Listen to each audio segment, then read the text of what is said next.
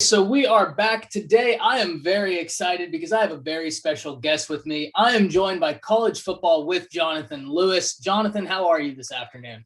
Another day, man. Get to talk college football, which is always great, right? Yeah, it's the dream. Absolutely the dream.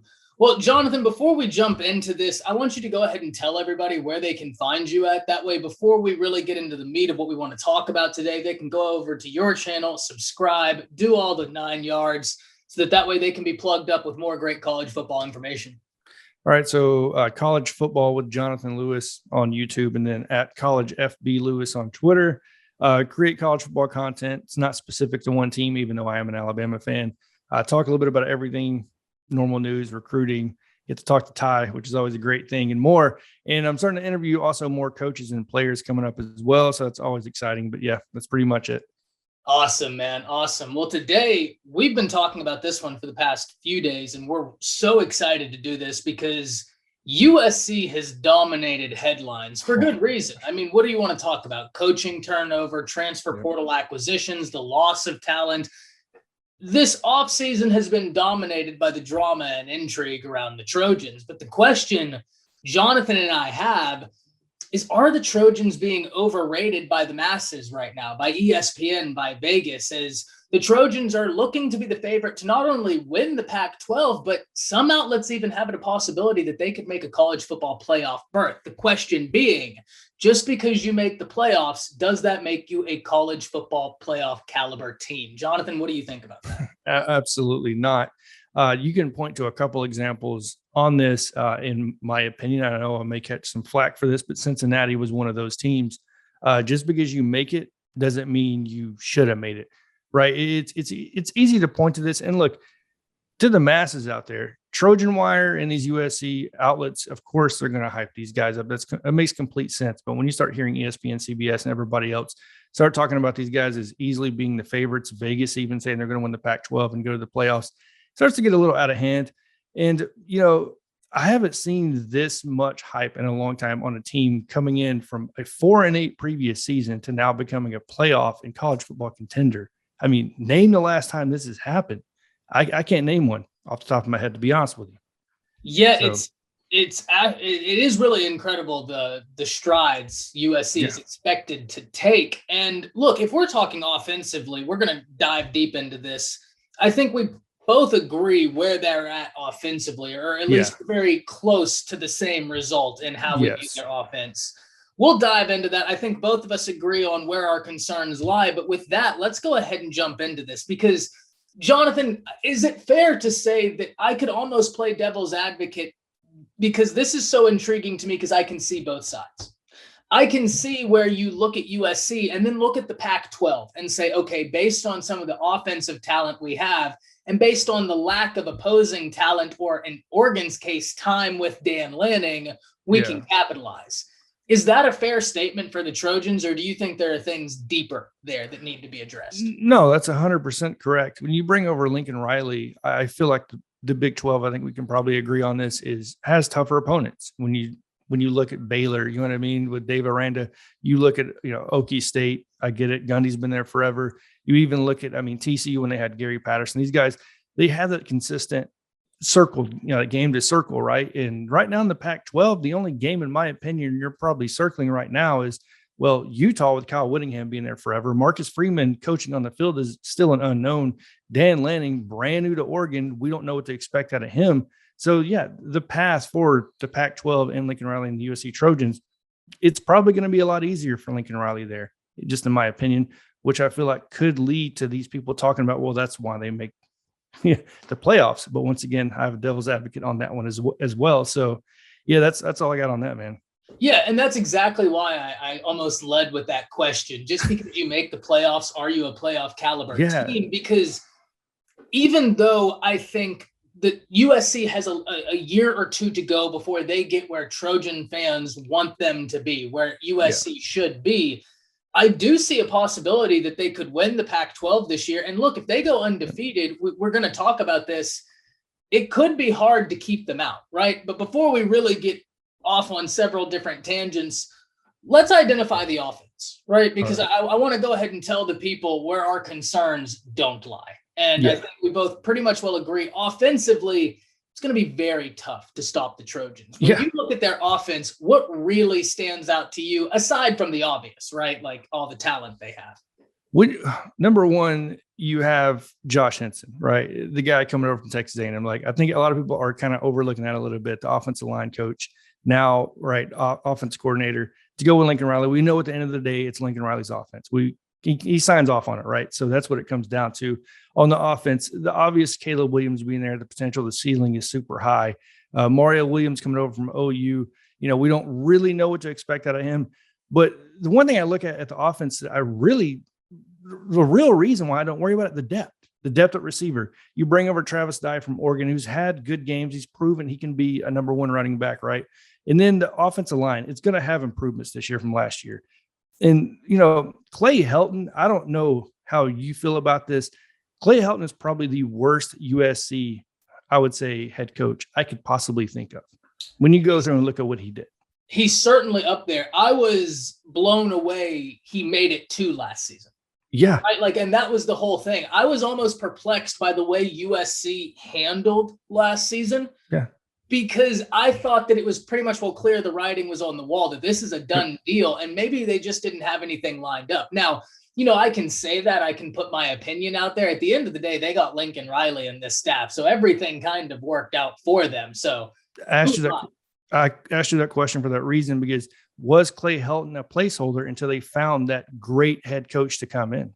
I don't see any explanation other than that. And I'm not trying to look, Clay Helton knows exponentially more about football than I could ever hope to know in this lifetime. Yeah. But at the end of the day, I can still call a spade a spade. Exactly. Right. Yep. And so, you make a great point about the depth, but a name, man, and I know it's obvious, but it must be talked about. Jordan Addison. Well, of course. I mean, winner. You're now in a situation, right, where you not only have Jordan Addison, you have Mario Williams, like you said. Mario Williams may not have produced the way a lot of Oklahoma fans had expected. I still think the jury's out, right? Very young player. I think the freshmen from last year, by large, get a little bit of a pass from me just because of the craziness with COVID, right? So I think there's a justifiable explanation for any freshman who struggled last year. But what we do know about Mario Williams is he's very shifty. He can be a slot demon. And if we know Lincoln Riley, he can make something happen there. But you also have guys such as Brendan Rice, right? 6'2", 200+ pounds. You have to account for him. I think you made a great point about the depth at that wide receiver position. It's there. Bryant Jr., I'm really high on. You can go down the list, and all these guys are top tier wide receivers. They're all possible receiver number ones. At the end of the day, that's what you have. And like you said, where Lincoln made his name, in my opinion, starting with CeeDee Lamb and his freshman into sophomore season, was lining this dude up at slot and letting him do his thing. And you talk about adding Addison on the outside with, I don't even want to talk about it, man, with Mario Williams. You're talking about, like you said, it possibly an unstoppable offense, not including if Travis Dye can get, I know he doesn't struggle with it, but you incorporate him more into that passing offense, bro. It could be dangerous. Well, a name, you're 100% right, but I do want to focus on a name on the offense we haven't mentioned simply because he's a recruit. We focus mainly on the transfer portal acquisition. Of course. Was there. Raleek Brown is in this class, man. Dude. That's so a guy who is instant electricity. Yeah. So even if Travis Dye, worst case scenario, right? Even if he's not the guy in the passing game, he's just a great running back, but maybe he's not where you want him to be in the passing game. Once again, USC fans, I'm not saying that's the case. I'm playing devil's advocate for your worst case scenario. Yep. You still have Raleek Brown, who we know is a demon out the backfield catching the ball. So you're good. Your offense is so good. Now, one thing, Johnathan, I do want to touch on before we move over to a different portion, right? Because we have several different things we want to talk about. But I think you've probably gotten it before. I've gotten it before. There's a lot of talk about USC's offensive line, right? Oh, yeah. A lot of people are questioning what the offense can do because of the offensive line. And fair, I talk until I'm blue in the face about the importance of the trenches. What I will say before I pass it off to you, Josh Henson and the job he did at Texas A&M last season was nothing short of incredible when you look at the lack of depth he had to work with and how that line did. What are your expectations for that offensive line? So I feel like it's being overlooked a lot. And look, like you said, number one, you bring over Josh Henson, so the expectations are already way up. He's going to bring it way up, right? And then you talk about, well, where is my experience? It's on the interior, right? Your two guards and your center, I believe they're all three actually juniors or seniors. I believe they're all seniors, and your two tackles, I believe, are sophomores. And then you incorporate and you think about the style of player Caleb Williams is. When you look at him and how he rolls out, right, he's really good. He's actually pretty accurate on the run. So I feel like, in my opinion, it's kind of overlooked, and you have a little bit more time to incorporate and build up this offensive line more than what people probably realize because of this Caleb Williams specs, right? And then you also have to think about the guy that they're bringing in, and who I'm super high on, Malachi Nelson, who's pretty much 2.0 here, right? Of what he can do. He can run. He is super accurate on the run. So I do believe that, Josh Henson is going to have a lot more time. And I do believe this offensive line will be better than last year. There's no doubt in my mind that's going to be the case. The only thing I am worried about is the depth on the offensive line. If somebody gets hurt, I think that's when you start looking at like, okay, we could be in a little bit of trouble here when you start incorporating the depth portion of it. So, yeah. Yeah, look, I think that's a great answer. Once again, I think we just look at Josh Henson, and there's so much respect I have for that guy. That's a dude on the offensive line. If you're not really familiar with who Josh Henson is and you're a USC fan, genuinely go watch some Texas A&M games. And this is going to kill me to say, watch the Texas A&M Alabama game. Why am I pointing at that one? Because the best two pass rushers in all of college football were held at bay because of Josh Henson's offensive line. This is a dude. But the depth is an issue. What we both agree on, though, is probably the biggest issue for USC. And I know a lot of USC fans are probably confused right now because we started this off saying like, oh, they're a bit overrated. And then we're pouring and gushing on their love. Right. But this is what we mean. We're not saying that your team isn't going to be very exciting or couldn't be great. We're saying it's a little bit premature relative to the years Alabama, Georgia, Ohio State, and Clemson have put into this. But our concerns lie on defense. Johnathan, what is your biggest concern for the defense? And then we'll kind of go through layer by layer and peel this back. The biggest concern, well, there's a lot of concerns on the defense. Number one, Alex Grinch. And look, it's so easy to say Alex Grinch was the problem at Oklahoma on the defense, on the field. No, Alex Grinch clearly had fractured relationships with players on the field as well. And ones that didn't even play that go to the NFL, and you see this development in the NFL that you didn't see at OU, right? So that's the first thing you have to bring up is like, well, how well does he gel with players? Because right now with Perion Winfrey, Isaiah Coe, we can go back. We know another one, right? That didn't get along with him. You got to incorporate that. Then you incorporate the style of defense he's playing that requires certain players. He blitzes a lot, right? He brings a lot of pressure. He puts his linebackers and corners on islands all the time, which means you better have very versatile and very athletic linebackers, or they will turn into basically what Alabama did to Ohio State. They're going to be isolated, and they're just going to throw over the top all day. And look, you have some pretty good teams when you look in the Pac-12 that can do that to you. Arizona State bringing over Emory Jones is probably the worst case scenario for USC in that defense because of the style of offense he can run. Emory Jones rolling out, getting away from pressure, throwing deep over the top, making the quick reads down the field. I feel like he was restricted by Dan Mullen a lot, and he could have progressed a lot more. There's a reason why Dan Mullen's not there. But not only that, you're looking at 10 to 12 transfers that are on first and second team defense. Just because these guys are highly touted, like Eric Gentry and all these guys, Covington coming over from Washington, doesn't mean they're going to gel well together. You know what I mean? Like, it all comes down to me, to Alex Grinch, and a guy I really like, Dante Williams, who's a secondary coach, defensive backs coach, who's a hell of a recruiter, and basically a hell of a coach. But what it all comes down to is just one person, and it's all leading back to Alex Grinch. And there's just so much to talk about this. And how deep are you on the defense as well? That's another concern on the defensive line, in my opinion. Like, are you going to rotate as much as he did at Oklahoma? What was Oklahoma's biggest MO from the players? We sub too much. We don't get in rhythm. Well, USC is not going to have the depth to do that. There's not a convenience for that because you're trying to roll over and replace a lot of Clay Helton players. So you're letting a lot of guys out the door. Yes, you're bringing in a lot, but you're also letting a lot out. So it works both ways, not one. You're not just bringing in a lot of great players and keeping all the old players. It's going both ways because you still got to stay underneath that 85 scholarship limit. So, yeah, I mean, that's just a couple of things to talk about. But, I mean, I can go on and on for a while on this. But pretty much, yeah, I'll leave it at that. Yeah, and I think before I really give my take on this, I do want to ask you a question because it may just influence what I say next because I'm teetering a fence here.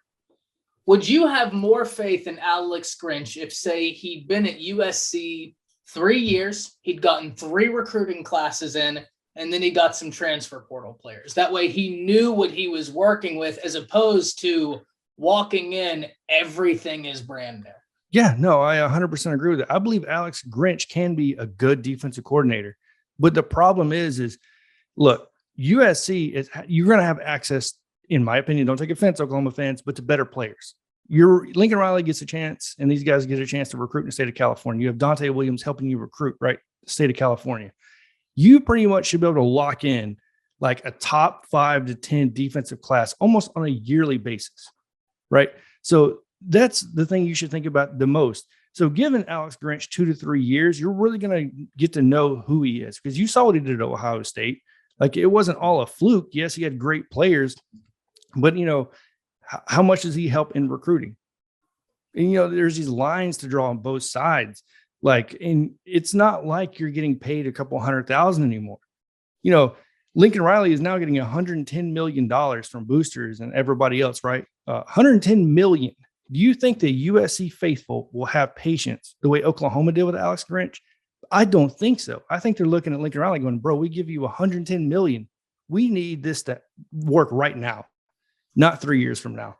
And especially when you look, and this is a thing that I think has flown under the radar, but you scratch the surface of it. Now I'm going to take the lid off. You just made a great point. Will there be patience with Alex Grinch? Notice how you didn't say the man who's getting all of the money, Lincoln Riley. Lincoln Riley, yeah. Now, whether you knew it or not, there's a reason you framed it like that. Because when we look at the difference between the talent disparity between USC's offense and USC's defense, it's astronomical. Night and day. They got dudes on the defense. I love Eric Gentry. USC fans, I made that video. I think y'all got one of the steals of the transfer portal. Yep. In fact, if I had to name my 5 steals of the transfer portal, Gentry would come in top 3. Yeah. Genuinely. He's a stud. But there's unknown everywhere on that defense. On the offense, not only do I know what Lincoln Riley does, top offenses, top 10 offenses with his eyes closed most of the time. I know what that offense has talent-wise, which there's not 15 offenses in the nation that have more talent than they have. Absolutely. So right now, there are 2 different expectations, right?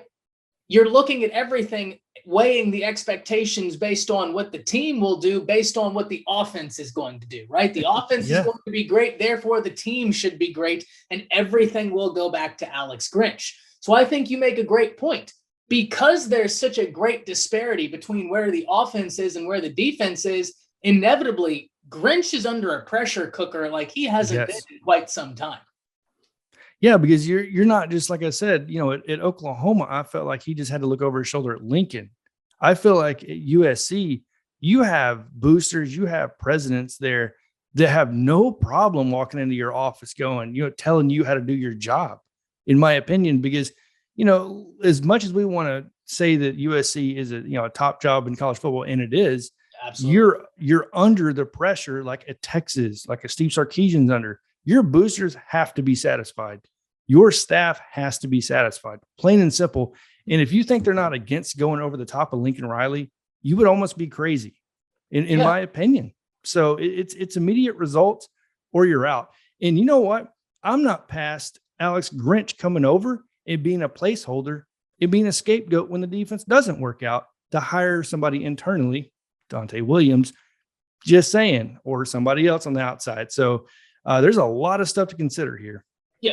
In fairness to everybody listening, before the camera got rolling, Johnathan and I, we were going our back and forth as we do. That's one thing we both agreed on. Maybe Lincoln Riley's best move to date, and he's made a lot of good moves at USC. I will grant you that, but retaining Dante Williams was mandatory. You look at what that guy did in recruiting in California. And to piggyback off of what you said, it's not a slight at Oklahoma fans to say Alex Grinch and Lincoln Riley will have access to more talent in California. Oklahoma produces a lot of really solid talent in that state. Yeah. California has how many of the top 10 high school football teams in the nation? Mater Dei, St. John Bosco, Centennial is Los Alamados. I mean, we're at 4 right now, and I've thought about it for 5 seconds. So that just lets you know it's a little bit different in terms of the high schools they have there, right? Mater Dei will spank anybody. Didn't Mater Dei and IMG play, and it did not go well for IMG? No. Nope. Yeah, it's Mater Dei came and played Duncanville, and they had their way with Duncanville. And for those of you in California wondering, Duncanville, that's a team here in North Texas who is filled with not only supremely talented. I mean, these dudes are different. They want to take your head off. Like, these dudes are different on Duncanville. Mater Dei handled them. Kendrick Blackshire came from Duncanville. That dude looks like he's a bodybuilder. That's the whole team. Amari Abor and Kendrick Blackshire would stand next to each other, and they looked like it wasn't an anomaly. That's Duncanville. But that just proves the point of the talent that's in California, and people will move to California to play at Mater Dei, right? So you're almost getting that benefit of Florida. Now, if we're talking defense, we need to try and find some level of positivity. Right? If you're looking at this defense, is there any area you look at and say, okay, well, I think we might be able to do something here and build off of that? Or are you thinking this is a question mark until we actually get to see it and see the tangible results? I think there is positivity on the defense, and it's at the linebacker position, 100%. You talk about Gentry, one that's not talked about a lot that I'm not a huge fan of on the field, Shane Lee. But when you talk about leadership, when you're talking about football IQ, Shane Lee is almost next to none. So you're bringing in players that they may not have the biggest impact on the field, but you're bringing in leadership, you're bringing in football IQ that can help all these other guys, right? So, you're going to have lack of depth at corner, in my opinion. Bringing over Intel Covington and all these other guys get settled in at the corner position. But you look at the style of defense Alex Grinch produces as well, it should produce a lot of turnovers. That's the whole point of the system. You blitz, create chaos, make the quarterback run out of the pocket, throw interceptions, right?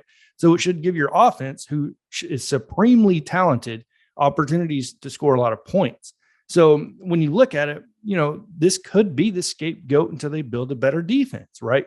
Is Alex Grinch going all out to cover zero, whatever you want to call it, at any point, and then just creating these turnovers. But I think the linebacker position for USC is actually really, really, really good. And then you look at the 2023 class, who they have coming in on defense. I mean, I've already talked about a couple of these guys on my recruiting videos. It's getting really good. You just got to give it a little time. And that's why I always say, I think USC could be possibly overhyped right now this year. You know what I mean? Now in the future, it looks really bright. And there will be no excuses for Alex Grinch, right? There's just no way. But that's my take on that. Linebacker, I think, is a real positive for USC. No, completely agree. And the only thing I'll add to that before we move on to our next little section is on Shane Lee in particular. You make a great point about his football IQ. You make a great point about his leadership. But something else I hope they're allowing him to do. He spent 3 years with Alabama. Yeah. He knows what it takes to be successful. And one of the things, right, like you heard was when sometimes these Alabama players would transfer elsewhere. I'm not going to name names, but we've heard in the past few years, an Alabama player will transfer and you'll hear rumblings about like they acknowledge the vast difference in the preparation and everything that occurs at Alabama elsewhere. There was a player not long ago who transferred 2 years ago. A year ago, he transferred from Alabama, played elsewhere last year, but he ended up messaging a Bama player and was saying like, oh, vast differences, right? Yeah. Shane Lee knows how to be successful. He knows what it takes to be successful. And I hope the coaching staff listens because even though Grinch has been successful, Shane Lee has seen success on an unparalleled level in college football. So I hope they take that into account. We talked about offense, we talk about defense, but now I kind of want to open it back up big picture wise and talk about the Pac-12 as a whole. Because the Pac-12, as we started this with, there's a situation where I think USC could easily win the Pac-12, but I don't think that means they're truly ready for the college football playoffs. Who do you think their biggest competition is within the Pac-12? Where do you see some hiccups coming, or what are your expectations for Pac-12 play? I mean, just go back to last year. It's going to be Utah, in my opinion, and it's probably not even close. I mean, we'll just start at Utah. Kyle Whittingham always has that team in the trenches, top notch. And if there's anything that can give a USC team trouble like Lincoln Riley, what has it been?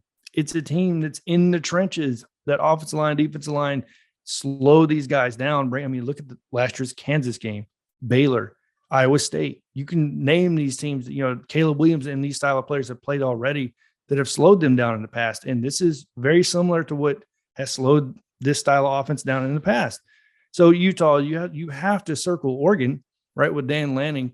Let's not pretend like Oregon's just going to go away. Like Dan Lanning's going to bring a different style of defense to this team. Who he's brought in is amazing. There's a lot of hype in Oregon right now.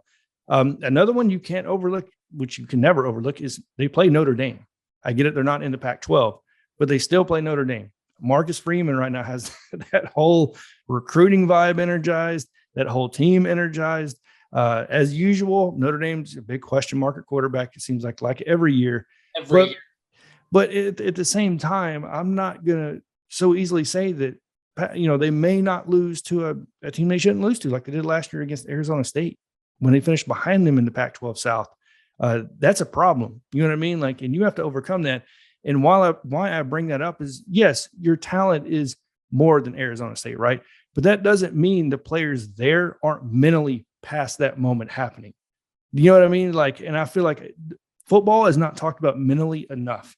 So if you have a losing culture, which Clay Helton definitely had at USC, let's be honest, a losing culture, losing to teams they shouldn't lose to a lot of times, it tends to seep in. It tends to stick around if you keep those players there, which I feel like is why Lincoln Riley try to do this mass exodus of, if you don't want to be here, hit the door. Kind of like what Mel did up at Michigan State. If you don't want to be here, you incorporate this losing attitude, hit the door.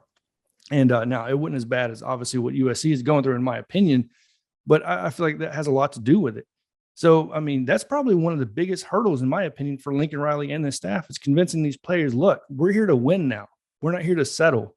You know what I mean? So we have to have a completely different attitude moving forward, starting in the spring game. Obviously, we saw the biggest attendance at 33,000 people moving forward. So it's a mental game at this point.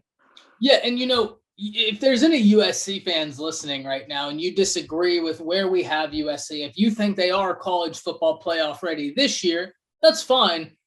But also remember this right here. If USC does lose 3 games, a lot of people are going to be piling on them. But I want you to remember back to this conversation right here. And Johnathan and I are going to sit there and say, that's fine.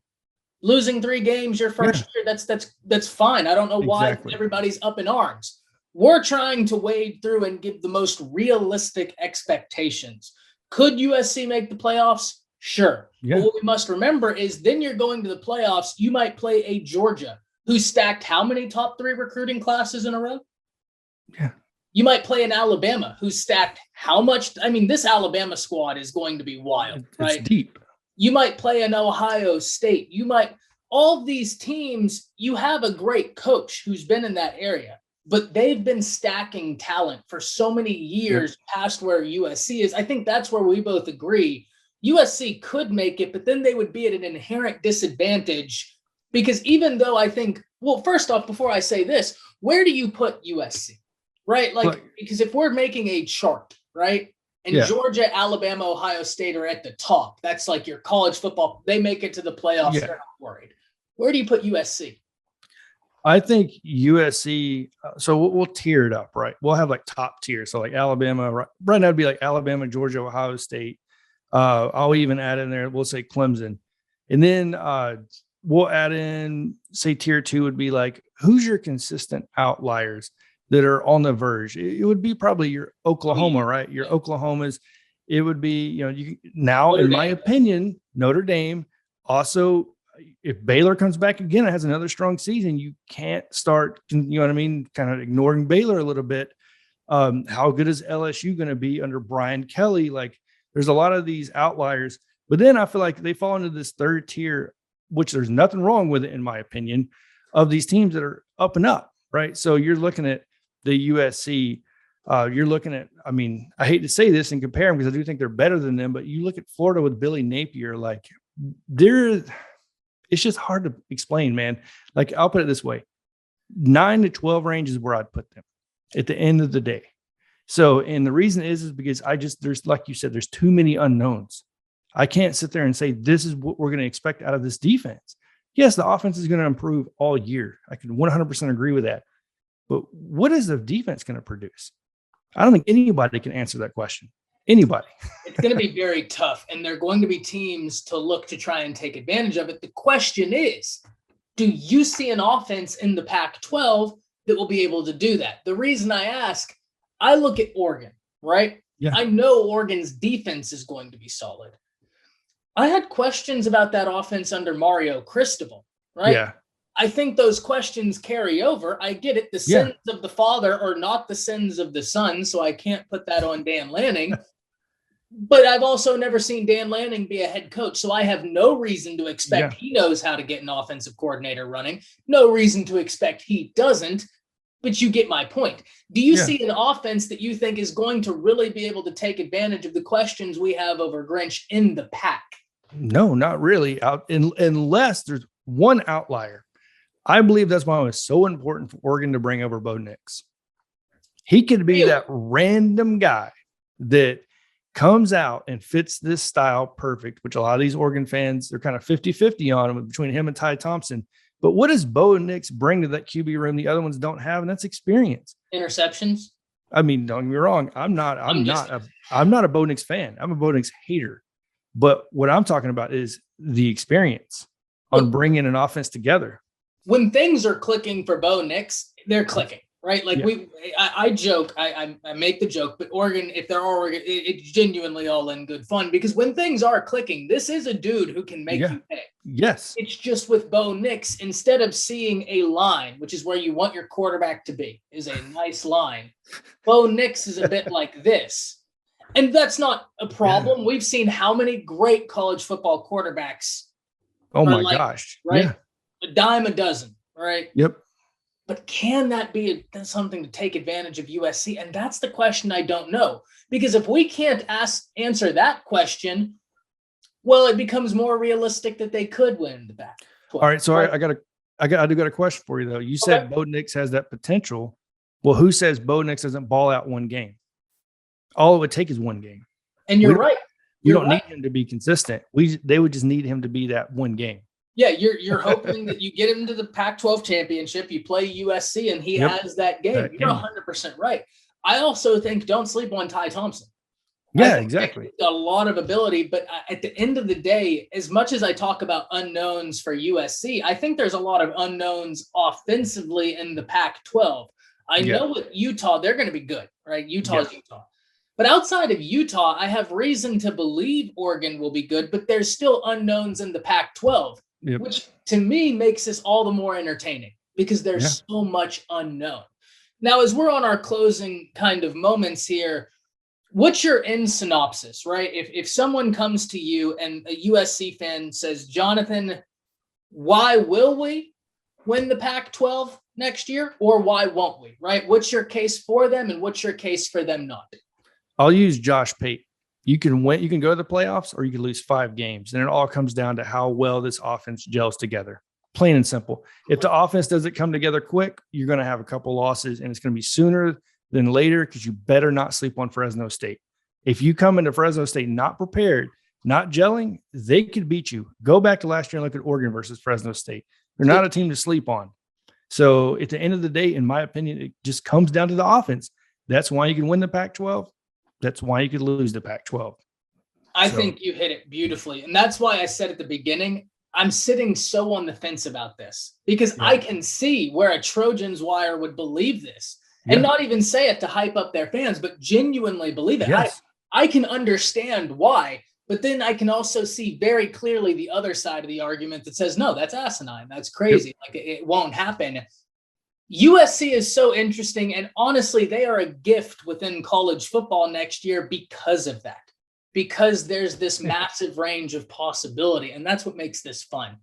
Yep. Johnathan, this has been such a good time. As we're closing out, be sure to let people know where they can find you at and let them know some of what you do, because you make fantastic college football content and the people need to be watching. College football with Johnathan Lewis on YouTube. Like I said, Twitter at College FB Lewis. All college football content, no matter what it is. Love recruiting, stuff like that. Obviously, me and Ty are going to be hooking up more often, making more content together. So definitely expect that. And yeah, just go check out the channel. Yeah, this is the first of many, and we'll probably record something else this week as well. So we've got big plans coming up. I know y'all will love it. If you enjoyed this, drop a comment down below. Let us know what you want to talk about next. Let us know what team you want us to talk about next, and we'll do that. But thank y'all as always for tuning in, and we'll see y'all next time. That's it.